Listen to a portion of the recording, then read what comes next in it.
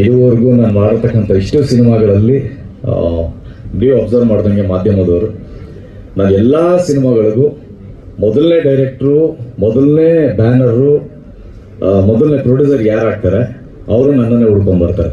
ನನ್ನ ಅದೃಷ್ಟ ಅಂತ ನಾನು ತಿಳ್ಕೊತೀನಿ. ಅದೇ ನಿಟ್ಟಿನಲ್ಲಿ ಬಂದಂಥದ್ದು ಈ ಸಿನಿಮಾನು ಸಹ. ಸೊ ಈ ಸಿನಿಮಾ ಮಾಡೋದಕ್ಕೆ ದೇವರಾಣೆ ನನಗೆ ಮನಸ್ಸಿರಲಿಲ್ಲ. ಇವತ್ತು ಹುಟ್ಟಿದ ಬಸ್ ಒಳ್ಳೆ ಹೇಳ್ಬಾರ್ದು, ನಿಜ ಹೇಳ್ಬಿಡ್ತೀನಿ ವೇದಿಕೆ ಮೇಲೆ. ಸೊ ತರುಣ್ ಫೋನ್ ಮಾಡಿಬಿಟ್ಟು ಒಂದು ಕತೆ ಬಂದಿದೆ ಕೇಳು ಅಂದ. ಏನು ಕತೆ ಅಂದೆ? ಒಂದು ಫ್ಯಾಮಿಲಿ ಕತೆ ಅಂದೆ. ನಾನು ಮಾಡಲಾಗೋದು ದಯವಿಟ್ಟು ಒಂದು ಫ್ಯಾಮಿಲಿ ಕತೆ, ಲವ್ ಸ್ಟೋರಿ ಮಾಡಿ ಬೇಜಾರಾಗ್ಬಿಟ್ಟಿದೆ. ಔಟ್ ಆಫ್ ದಿ ಬಾಕ್ಸ್ ಏನಾದರೂ ಕತೆ ಇದ್ರೆ ಹೇಳು, ನಾನು ಮಾಡ್ತೀನಿ ಅಂದೆ. ಅವನೊಂದು ಮಾತು ಹೇಳ್ದ, ಮಗ ನೀವು ಔಟ್ ಆಫ್ ದಿ ಬಾಕ್ಸ್ ಕತೆ ಆದ್ರೇನು, ಫ್ಯಾಮಿಲಿ ಕತೆ ಆದ್ರೇನು, ಕತೆ ಚೆನ್ನಾಗಿರ್ಬೇಕಷ್ಟೇ, ನಿನಗೆ ಕೇಳು, ಇಷ್ಟ ಆದರೆ ಮಾಡು, ಇಲ್ಲಾಂದರೆ ಬೇಡ, ಆಮೇಲೆ ನಾವು ಮಾತಾಡೋಣ ಅಂದ. ಸರಿ ಆಯಿತು ಅಂದೆ. ಸರಿ ಬಂದು ರಂಜಿನಿ ಅವರು ಕತೆ ಹೇಳಿದ್ರು. ಗೊತ್ತಿಲ್ಲ, ಸಿನಿಮಾ ತನಗೇನು ಬೇಕು ಅದೇ ತಗೊಳುತ್ತೆ ಅನ್ನೋದಕ್ಕೆ ಸಾಕ್ಷಿ ಕತೆ ಅನ್ನೋದು ಅಷ್ಟು ನನಗೆ ಸೆಳ್ಕೊಂಡಿದ್ದು. ಹೌದು, ಒಂದು ಫ್ಯಾಮಿಲಿ ಕತೆ ಆದ್ರೂ ಸಹ ಇಷ್ಟು ಚೆನ್ನಾಗಿ ಫಸ್ಟ್ ಟೈಮು ಡೈರೆಕ್ಷನ್ ಮಾಡ್ತಾರಂಥ ಒಂದು ಹೆಣ್ಮಗು ಇಷ್ಟು ಚೆನ್ನಾಗಿ ಕತೆ ಬರೆದಿದೆ ಅನ್ನೋದು ಬಹಳಷ್ಟು ಇಷ್ಟ ಆಯಿತು. ನೆಕ್ಸ್ಟ್ ಒಂದು ತರುಣ್ ಹೇಳಿದ್ದು ಅಂದರೆ ಅವ್ರಿಗೆ ಹೊಸ ಟೀಮು, ಅವ್ರಿಗೊಂದು ಸಪೋರ್ಟ್ ಬೇಕು. ಅವ್ರು ಯಾರನ್ನೋ ಹಾಕೊಂಡ್ರೆ ಏನೋ ಮಾಡ್ತು ಅಂದರೆ ಅದು ಏನೂ ಆಗಲ್ಲ. ಒಂದು ಹೊಸ ಟೀಮ್ ಬಂದಿದೆ, ಎಷ್ಟೋ ಜನಕ್ಕೆ ಸಪೋರ್ಟ್ ಮಾಡಿ, ಅವ್ರು ಸಪೋರ್ಟ್ ಮಾಡು. ಅವರ ಪಾಪ ಒಂದಷ್ಟು ದುಡ್ಡಿಟ್ಕೊಂಡು ಆ ಹುಡುಗಿ ಏನೋ ತುಂಬ ವರ್ಷಗಳಿಂದ ಕತೆ ಪುಸ್ತಕಗಳು ಬರ್ಕೊಂಡು ಒಂದು ಡೈರೆಕ್ಟರ್ ಆಗ್ಬೇಕಂತ ಬಂದಿದ್ದಾಳೆ, ಒಂದು ರೈಟರ್ ಆಗ್ಬೇಕಂತ ಬಂದಿದ್ದಾಳೆ, ಪ್ರೂವ್ ಮಾಡ್ಕೋಬೇಕು ಅಂತಿದ್ದಾಳೆ. ನೀನು ಸಪೋರ್ಟ್ ಮಾಡಿಲ್ಲ ಅಂದರೆ ಹೆಂಗೆ ಅಂತ. ಸೊ ಅದೆಲ್ಲ ನಂಗೆ ಸ್ಟ್ರೈಕ್ ಆಗಿ, ಹೌದಲ್ವಾ, ಒಳ್ಳೇದೇನಾದರೂ ಬಂದಾಗ ಖಂಡಿತವಾಗ್ಲೂ ನಾವು ಸಪೋರ್ಟ್ ಮಾಡಬೇಕಂತೇಳಿ ಆ ಒಂದು ಕಾರಣಕ್ಕೆ ಸಪೋರ್ಟ್ ಮಾಡಿದೆ ಅನ್ನೋದಕ್ಕಿಂತ ಹೆಚ್ಚಾಗಿ ಆ ಕತೆ ನನ್ನ ಅಷ್ಟೊಂದು ಸೆಳ್ಕೊಳ್ತು ಅಂತ ಹೇಳೋದಕ್ಕೆ ಇಷ್ಟಪಡ್ತೀನಿ. ಸೊ ಒಂದೊಂದ್ಸರಿ ಹೆಂಗಾಗ್ಬಿಡುತ್ತೆ ಅಂದರೆ ಈ ಸಿನಿಮಾದಲ್ಲಿ ನನಗನ್ಸೋದು ತುಂಬ ಕಿತ್ತಾಡ್ತಾ ಇರ್ತೀವಿ ನಾವು. ಎಂಟೈರ್ ಟೀಮ್ ಯಾವ ಥರ ಕಿತ್ತಾಡ್ತೀವಿ ನೋಡ್ತು ಅಂದರೆ, ಇವು ಯಾರು ಅನ್ಪ್ರೊಫೆಷನಲ್ ಟೀಮ್ಗಳು ಕತೆ ಮಾಡೋಕ್ಕೆ ಬರಲ್ಲ, ಸಿನಿಮಾ ಮಾಡೋದಕ್ಕೆ ಬರಲ್ಲ, ಈ ಕಿತ್ತಾಡ್ತಾ ಇರ್ತದೆ ಅಂತ ನೀವು ಅನ್ಕೊಂಡ್ಬಿಡ್ತೀರಿ. ಆ ರೇಂಜಿಗೆ ನಾವು ಕಿತ್ತಾಡ್ತಾ ಇರ್ತೀವಿ. ದ ಬ್ಯೂಟಿ ಏನು ಅಂದರೆ ಇಲ್ಲಿ ಯಾರು ಏನೋ ಪರ್ಸನಲ್ ವಿಚಾರಕ್ಕೆ ಕಿತ್ತಾಡ್ತಾ ಇರಲ್ಲ, ಎಲ್ಲರೂ ಸಿನಿಮಾಗೋಸ್ಕರ ಕಿತ್ತಾಡ್ತಾ ಇರ್ತಾರೆ. ನಮ್ಮ ಸುಧಾಕರ್ ಶೆಟ್ಟರು ಅವ್ರದ್ದೇನೋ ಒಂದು ಬ್ಯೂಟಿಫುಲ್ ಆಗಿ ಒಂದು ಬ್ಲಾಕ್ ಇಡ್ಬೇಕು, ಅದಕ್ಕೇನೋ ಕಿತ್ತಾಡ್ತಾ ಇರ್ತಾರೆ. ನಮ್ಮ ಜಡೇಶ್ ಅವ್ರಿಗೇನೋ ಸೀನ್ ಏನೋ ಒಂಥರ ಚೆನ್ನಾಗಿ ಬರ್ಬೇಕು, ಅವ್ರು ಕಿತ್ತಾಡ್ತಾ ಇರ್ತಾರೆ. ರಂಜಿನಿ ಅವ್ರಿಗೆ ನೀವು ಬರೀ ಶಾರ್ಟ್ ಬ್ಯೂಟಿ ನೋಡ್ತೀರಾ, ಶಾರ್ಟ್ ಬ್ಯೂಟಿ ಅಲ್ಲ, ನನಗೆ ಕಂಟೆಂಟ್ ಬೇಕು, ಎಮೋಷನ್ ಈ ಥರ ಬೇಕು ಅಂತ ಅವ್ರು ಕಿತ್ತಾಡ್ತಾ ಇರ್ತಾರೆ. ಹೀಗೆ ಎಲ್ಲರೂ ಕಿತ್ತಾಡ್ತಾ ಫೈನಲ್ ಒಂದು ಬ್ಯೂಟಿಫುಲ್ ಒಂದು ಥಾಟ್, ಒಂದು ಶಾರ್ಟ್ ಹೆಂಗ್ ಬರುತ್ತೆ ಅಂದರೆ ಅದು ಈ ಸಿನಿಮಾದ ಬ್ಯೂಟಿ ಅಂತ ಹೇಳೋದಕ್ಕೆ ಇಷ್ಟಪಡ್ತೀನಿ. ರಂಜಿನಿ ಅವ್ರು ಹೇಳಿದಾಗೆ ಎಷ್ಟೋ ಸರಿ ನಾನು ನಿಂತಿದ್ದ ನಾನು ಟೆರೆಸ್ ಮೇಲೆ ವಾಕ್ ಮಾಡ್ತಾ ಇರ್ಬೇಕಾದ್ರೆ ಶೂಟಿಂಗ್ ಮುಗಿಸ್ಕೊಂಡು ಬಂದಿರ್ತೀನಿ, ಯಾವುದೋ ಒಂದು ಸೀನ್ ನನಗೆ ಎಮೋಷನ್ ಮಾಡ್ತಾ ಇರುತ್ತೆ, ಅಳ್ತಾ ಇರ್ತೀನಿ. ಅವ್ರು ಕೇಳ್ತಾ ಇದ್ದಾರೆ, ಯಾಕ್ರಿ ಏನ್ರಿ ಆಯ್ತು ಅಳ್ತಾ ಇದೆಯೋ, ಇಲ್ಲ ಸೀನ್ ನನಗೆ ಮರೆಯೋದಕ್ಕೆ ಆಗ್ತಾ ಇಲ್ಲ ಕಣ, ತುಂಬ ಎಮೋಟ್ ಮಾಡುತ್ತೆ ಅಂತೆಲ್ಲ ರಂಜಿನಿ ಅವ್ರು ಏನೋ ಒಂದು ಡೈಲಾಗ್ ಶೀಟ್ ಕಳಿಸ್ಕೊಡ್ತಾರೆ. ನೆಕ್ಸ್ಟ್ ಡೇ ಏನೋ ಒಂದು ಡೈಲಾಗ್ ಇದು ಮಾಡ್ಬೇಕಾದ್ರೆ ಅದನ್ನ ನೋಡಿ ಎಮೋಟ್ ಆಗ್ತಾ ಇರ್ತೀನಿ. ಹಿಂದೆಲ್ಲ ನೋಡಿದ್ರೆ ಸುಮ್ಮನೆ ಮಲಗಿದವನು ಒಂಥರ ನಗು ಬರ್ತಾ ಇರುತ್ತೆ. ಸೊ ನನ್ನ ಹೆಂಡತಿ ಮಕ್ಕಳೆಲ್ಲ ಏನು ಉಚ್ಚಾರ ಏನು ಅನ್ಕೊಂತ ಇರ್ತಾರೆ. ಆ ರೀತಿಯಾಗಿ ಸ್ಕ್ರಿಪ್ಟ್ ನನ್ನನ್ನು ಮೋಟಿವೇಟ್ ಮಾಡ್ತಾ ಇದೆ.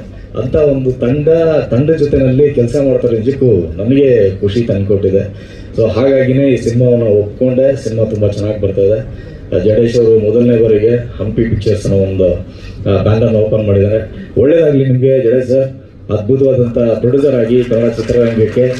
ಆ್ಯಂಡ್ ರಂಜಿನಿ ಅವ್ರಿಗೂ ಶುಭಾಶಯಗಳು. ಫಸ್ಟ್ ಟೈಮ್ ಒಂದು ಡೈರೆಕ್ಷನ್ ಫೀಲ್ಡ್ಗೆ ಬಂದಿದ್ದೀರ, ಅದ್ಭುತವಾದ ಯಶಸ್ವಿ ನಿರ್ದೇಶಕಿಯಾಗಿ ಕನ್ನಡ ಸಿನಿಮಾ ರಂಗಕ್ಕೆ ಅಂತ ಹೇಳೋದಕ್ಕೆ ಇಷ್ಟಪಡ್ತೇನೆ. ಆ್ಯಂಡ್ ವಿಹಾನ್ ಅವನು ಹೆಂಗೆ ಅಂದರೆ ಆಫ್ ಸ್ಕ್ರೀನ್ ಮಗ ಹೋಗಿ ನನಗೆ ನಿಜವಾಗ್ಲೂ ಅಷ್ಟೊಂದು ಎಮೋಷನಲ್ ಬಾಂಡಿಂಗಲ್ಲಿ ಹೆಂಗ ಹೋಗಿದ್ದಾನಂದರೆ ಕನ್ಸಲೆಲ್ಲ ಬರೋಕ್ಕೆ ಶುರು ಆಗ್ಬಿಟ್ಟಿದ್ದಾನೆ ಅವನಲ್ಲಿ. ಯಾಕಂದರೆ ಅವನ ನನ್ನ ಬಾಂಡಿಂಗ್ ಆ ರೀತಿ ಆಗೋಯ್ತು ಸಿನಿಮಾದಲ್ಲಿ. ಅದೇನು ತುಂಬ ದಿನ ಇದ್ದು ಜೊತೆನಲ್ಲಿ ಈಗ ಅವನಿಗೆ ಸ್ನಾನ ಮಾಡಿಸೋದ್ರಿಂದ ಹಿಡಿದು ತಲೆ ಬಾರಿಸೋದ್ರಿಂದ ಏನು ಮಾಡ್ತಾ ಇದ್ದೀನಿ ಅದೆಲ್ಲ ಫ್ಲ್ಯಾಶ್ ಬ್ಯಾಕ್. ನನ್ನ ಮಕ್ಕಳನ್ನ ನಾನು ಏನು ಮಾಡ್ತಾ ಇದ್ದೆ ಬಂದು ನಿಜವಾಗ್ಲೂ ನನ್ನ ಮಗನ ಥರನೇ ಒಂದು ಬಾಂಡಿಂಗ್ ಒಂದು ಜೊತೆನಲ್ಲಿ ಆಗೋಯ್ತು. ಇವತ್ತು ಅವನು ಹೆಂಗಾಗೋಗಿದ್ದಾನೆ ಅಂದರೆ ಬಾರ ಇಲ್ಲಿ ಕುತ್ಕೊಳ್ಳೋ ಅಂದರೆ ಇಲ್ಲ ನಾನು ಈ ಥರ ಕೂತಿರಲಿಲ್ಲ, ಈ ಥರ ಕೂತಿದೆ ಅಂತ ಕಂಟಿನ್ಯೂಟಿ ಹೇಳೋ ರೇಂಜ್ಗೆ ಆಗ್ಬಿಟ್ಟಿದ್ದಾನೆ ಅವನು. ನೆಕ್ಸ್ಟ್ ಶಾರ್ಟ್ ಏನು ಅಂತ ಕೇಳೋ ರೇಂಜ್ಗೆ ಆಗೋಗಿದ್ದಾನೆ ಅವನು. ಸೊ ಹಾಗಾಗಿ ನಾನು ಡೈಲಾಗ್ ಏನೋ ಕರೆಕ್ಟಾಗಿ ಹೇಳೋದನ್ನ ನಾನು ಲಾಸ್ಟ್ ಟೈಮ್ ಆ ಥರ ಹೇಳಿರಲಿಲ್ಲ, ಈ ಥರ ಹೇಳಿದ್ದೀನಿ ಅನ್ನೋ ರೇಂಜಿಗೆ ಅವನು ಒಂದು ಶಾರ್ಪ್ ಆಗಿ ಹೋಗಿದ್ದಾನೆ, ಪ್ರೊಫೆಷ್ನಲ್ ಆಗಿ ಹೋಗಿದ್ದಾನೆ. ರಂಜಿನಿ ಅವರು ಹೇಳಿದಾಗೆ ಅವನು ಏನೇ ಫೀಲಿಂಗ್ ಇದ್ರು ಅಂದರೆ ಮನೆಗೆ ಹೋಗ್ಬೇಕು. ಅವನ ಮಕ್ಕಳು ವಯಸ್ಸು ಸಹಜ, ಅದು ಕ್ರಿಕೆಟ್ ಬರ್ತಾ ಇರ್ತದೆ ಟಿವಿನಲ್ಲಿ, ಅವನು ಕ್ರಿಕೆಟ್ ನೋಡ್ಬೇಕಂತಿರುತ್ತೆ. ನಾವು ರಾತ್ರಿ 2 ಗಂಟೆ ಹಾಕೊಂಡು ರುಬ್ತಾ ಇರ್ತೀವಿ, ಪಾಪ ಅವ್ನು ಕ್ರಿಕೆಟ್ ನೋಡಬೇಕು.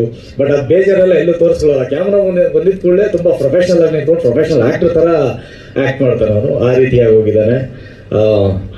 ಥ್ಯಾಂಕ್ಸ್ ನನ್ನ ಜೊತೆ ಅಷ್ಟು ಚೆನ್ನಾಗಿ ನೀನು ಕೋಆಪ್ರೇಟ್ ಮಾಡ್ತಾ ಇರೋದಕ್ಕೆ. Wish you all the best.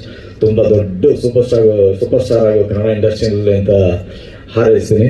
And ನನ್ನ ಪಾತ್ರದ ಬಗ್ಗೆ ರಂಜಿನಿ ಅವರು ಆಲ್ರೆಡಿ ಸ್ವಲ್ಪ ಹಿಂಟನ್ನು ಕೊಟ್ಟರು. ನಿಮಗೂ ನಮಗೂ ಎಲ್ಲ ಗೊತ್ತಿರೋ ಹಾಗೆ ಇವತ್ತು ಹಳ್ಳಿಯಿಂದ ಹುಡುಗರು ಬರ್ತಾರೆ. ಹುಡುಗರು ಬಂದು ಕೆಲವರು ಕ್ಯಾಬ್ ಓಡಿಸ್ತಾ ಇರ್ತಾರೆ, ಕೆಲವರು ಪೆಟ್ರೋಲ್ ಬ್ಯಾಂಕಲ್ಲಿ ಕೆಲಸ ಮಾಡ್ತಾರೆ, ಕೆಲವರು ಹೋಟೆಲಲ್ಲಿ ಸಪ್ಲೈಯರ್ಗಳಾಗಿರ್ತಾರೆ. ಇದು ಯಾವ ಕೆಲಸನೂ ತಪ್ಪು ಅಂತ ನಾನು ಖಂಡಿತವಾಗ್ಲೂ ಹೇಳಲ್ಲ.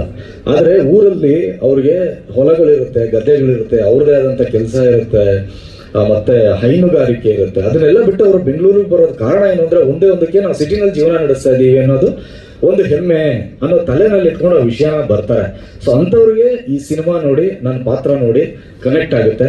ಬಹುಶಃ ಇಲ್ಲಿಂದ ಒಂದು ಅಷ್ಟು ಜನ ಮತ್ತೆ ಹಳ್ಳಿಗೆ ಹೋಗಿ ನಮ್ಮ ಒಂದು ನೆಲದ ಸೊಗಡು ಏನಿದೆ ಅನ್ನೋದು ಅರ್ಥ ಆಯಿತು ಅಂದರೆ ಈ ಸಿನಿಮಾ ಮಾಡೋದಕ್ಕೂ ಈ ಪಾತ್ರ ಮಾಡಿದ್ದಕ್ಕೂ ನಾನು ಸಾರ್ಥಕ ಅಂತ ತಿಳ್ಕೊಳ್ತೀನಿ.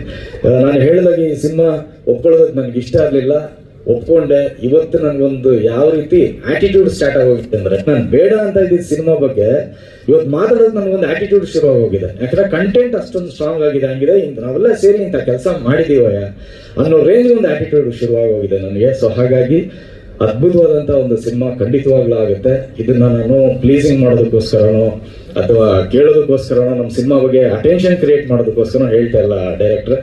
ನೀವು ಹೇಳಿದಾಗೆ ನಮ್ಮೆಲ್ಲರೂ ಒಂದು ಪರಿಶ್ರಮ, ಆ ಬರವಣಿಗೆಗೆ ಒಂದು ಶಕ್ತಿ ಇದೆ, ಆ ಕಥೆಗೆ ಒಂದು ಶಕ್ತಿ ಇದೆ.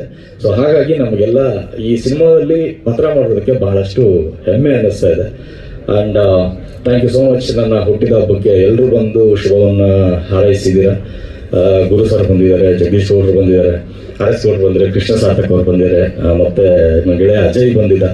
ನೀವೆಲ್ಲರೂ ಸಹ ಬಂದಿದ್ದೀರಾ, ತುಂಬ ಹೃದಯದ ಧನ್ಯವಾದಗಳು. ಇನ್ನೇನಾದರೂ ಬಿಟ್ಟಿದ್ದೀರಾ? ಖಂಡಿತ ಯಾರು ಟೈಟಲ್ ಬಗ್ಗೆನಾ? ಅಲ್ಲ ಮ್ಯೂಸಿಕ್ ಬಗ್ಗೆನಾ? ಮ್ಯೂಸಿಕ್ ಬಗ್ಗೆ ನಾನು ಬೇಡ ಅಂತಾನೆ ಮಾತಾಡೋದನ್ನ ಹೋಗ್ಲಿಲ್ಲ ಮಾತಾಡೋದು. ಯಾಕಂದ್ರೆ ಒಂಥರ ಪರ್ವತ, ಅವ್ರು ಹಿಮಾಲಯ ಪರ್ವತ, ಅವ್ರ ಬಗ್ಗೆ ಮಾತಾಡೋಷ್ಟು ದೊಡ್ಡ ವ್ಯಕ್ತಿ ನಾನಲ್ಲ. ಯಾಕಂದ್ರೆ ಸಣ್ಣ ವಯಸ್ಸಿಂದ ನಮ್ಮ ಮನೇಲಿ ಟೇಪ್ ರೆಕಾರ್ಡ್ಗಳು ಏನು ಇಲ್ಲದೇ ಇರೋ ಟೈಮಲ್ಲಿ ಯಾರ್ದೋ ಮನೆಯಲ್ಲಿ ರೇಡಿಯೋನಲ್ಲಿ ಹಾಡು ಬರ್ತಾ ಇದ್ರೆ ಹೋಗಿ ಅಲ್ಲಿ ನಿಂತ್ಕೊಂಡು ಆ ಕಾರ್ಯಕ್ರಮ ಮುಗಿಯೋವರೆಗೂ ನಾವು ಅಲ್ಲಿ ಕಿವಿಯಲ್ಲಿ ನಿಂತ್ಕೊಂಡು ಕೇಳಿಸ್ಕೊಂಡು ಬರ್ತಾ ಇದ್ದಂಥ ದಿನಗಳಲ್ಲಿ ಅವತ್ತಿಂದ ಅವರು ನಮ್ಮ ಮೇಲೆ ಪ್ರಭಾವವನ್ನು ಬೀರಿದ್ದಾರೆ. ಅಂತ ಅದ್ಭುತವಾದ ಮ್ಯೂಸಿಕ್ ಮಾಸ್ಟ್ರು ಇವತ್ತು ನನ್ನ ಸಿನಿಮಾಗೆ ಸಂಗೀತ ಮಾಡ್ತಾ ಇದ್ದಾರೆ ಅಂದರೆ ಇದು ಯಾವುದೋ ಜನ್ಮದ ಪುಣ್ಯ ಅಂತ ನಾನು ಅಂದ್ಕೊಳ್ತೀನಿ. ಇಳಯರಾಜ ಸರ್ ಅಂದರೆ ಈಸ್ ನಾಟ್ ಒಂದು ಸಾಮಾನ್ಯವಾದಂಥ ಒಂದು ವ್ಯಕ್ತಿತ್ವ ಅಲ್ಲ. ಅದೇನೋ ಒಂದು ಕನೆಕ್ಷನ್ ಇರಬೇಕು, ಏನೋ ಒಂದು ಸೆಳೆತ ಇರಬೇಕು. 1,000 ಜನ ಹೋಗಿ ಅವ್ರ ಹತ್ರ ನಾವು ಕತೆ ಹೇಳ್ತೀವಿ, ನಾವು ಮ್ಯೂಸಿಕ್ ಮಾಡು ಅಂದ್ರೂ ಅವ್ರು ಯಾವುದೇ ಕಾರಣಕ್ಕೂ ಕತೆ ಇಷ್ಟ ಆಗಲಿಲ್ಲ ಅಂದರೆ ಮಾಡಲ್ಲ. ಅದು ನಿಮ್ಮೆಲ್ಲರಿಗೂ ಗೊತ್ತಿರೋವಂಥ ವಿಷಯ. ಅಂಥದ್ರಲ್ಲಿ ಒಂದು ಹೆಣ್ಮಗು ಬಂದು ಅವ್ರನ್ನೇ ಕರೆದು ನಿನ್ನ ಕತೆ ಹೇಳಮ್ಮ ಅಂತ ಕತೆ ಕೇಳ್ಬಿಟ್ಟು, ಈ ಕತೆ ನನಗೆ ಇಷ್ಟ ಆಯಿತು, ಈ ಕತೆಗೆ ನಾನು ಮ್ಯೂಸಿಕ್ ಮಾಡಲಾ ಅಂತ ಕೇಳೋದಿದೆ ಅಂದರೆ ಅದು ಖಂಡಿತವಾಗ್ಲೂ ಸಹ ಆ ತಾಯಿ ಚಾಮುಂಡೇಶ್ವರಿ ಆಶೀರ್ವಾದ ಅಂತಲೇ ಖಂಡಿತವಾಗಿ ನಾನು ಹೇಳ್ತೀನಿ. ಇಟ್ಸ್ ನಾಟ್ ಇದು.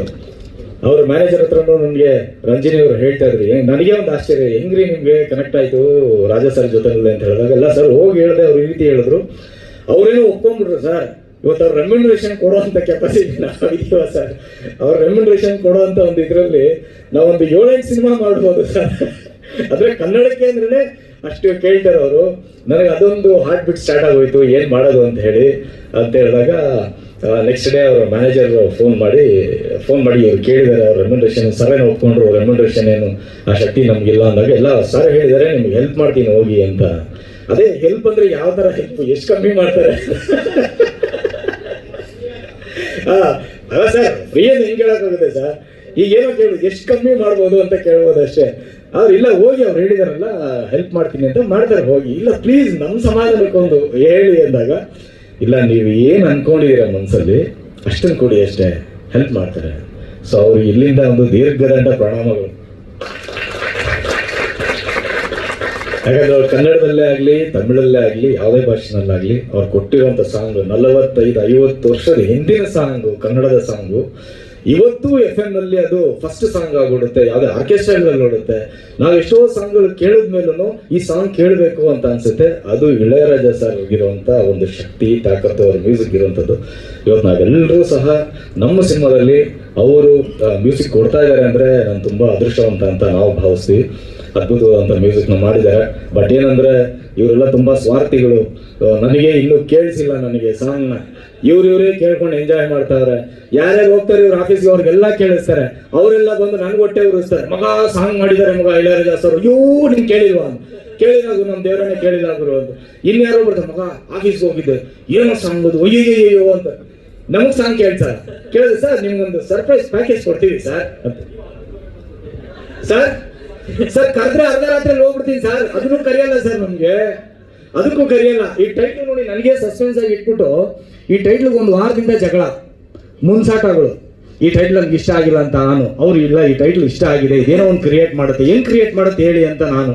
ಈಗೆಲ್ಲ ನಮ್ಮಲ್ಲಿ ಎಷ್ಟು ಕಿತ್ತಾಟಗಳಾಗಿದೆ ಅಂದ್ರೆ ಬಟ್ ಅದಕ್ಕೇನೋ ಒಂದು ಕೊಡ್ತಾರೆ. ಹೇಳಿ ಈ ಟೈಟ್ಲ್ ಏನು ಅಂದ್ರೆ, ಸರ್ ಇದಕ್ಕೊಂದು ಡೆಫಿನೇಷನ್ ಕೊಡ್ತೀವಿ ನೋಡಿ ಸರ್ ನಿಮ್ಗೆ ಇಷ್ಟ ಆಗೋ ಥರ ಅಂತ. ಇವತ್ತು ನಿಜಕ್ಕೂ ಮನಸ್ಸು ತುಂಬಿ ಬಂತು. ಆ ಟೈಟ್ಲ್ ನೋಡಿ ಎಲ್ಲರೂ ಎಕ್ಸೈಟ್ ಆಗಿದ್ದಾರೆ, ನನಗೂ ತುಂಬ ಎಕ್ಸೈಟ್ ಆಗಿದೆ. ಮೋಸ್ಟ್ಲಿ ನನ್ನ ಒಂದು ಡಿಸಿಷನ್ನೇ ರಾಂಗ್ ಅಂತ ನನಗೆ ಅನ್ನಿಸ್ತಾ ಇದೆ. ಸೊ ಹಾಗಾಗಿ ಥ್ಯಾಂಕ್ ಯು ಸೋ ಮಚ್ ಇಂಥ ಟೀಮ್ ಜೊತೆನಲ್ಲಿ ನಾನು ಕೆಲಸ ಮಾಡ್ತಾ ಇರೋದಕ್ಕೆ. ಎಲ್ಲ ನಮ್ಮ ಹುಡುಗರು ಇಲ್ಲಿ ಯಾರು ಅಸೋಸಿಯೇಟ್ ಡೈರೆಕ್ಟ್ರು, ಅಸಿಸ್ಟೆಂಟ್ ಡೈರೆಕ್ಟ್ರು, ನನ್ನ ಕ್ಯಾಮ್ರಾಮನ್ನು ಇವೆಲ್ಲ ಏನೂ ಇಲ್ಲ.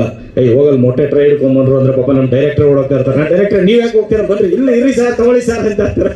ಹಿಂಗೆ ಟೀಮು ಕಷ್ಟಪಡ್ತಾ ಇದೆ ಸರ್. ನನಗೊಂದು ಜೋಡಿ ಇದೆ ಸರ್, ಪ್ರೇಮ್ ಮಾಡೋ ಸಿನಿಮಾದ ಜೋಡಿ ಇಲ್ಲ ಅಂದ್ರೆ ಹೆಂಗೆ ಸರ್?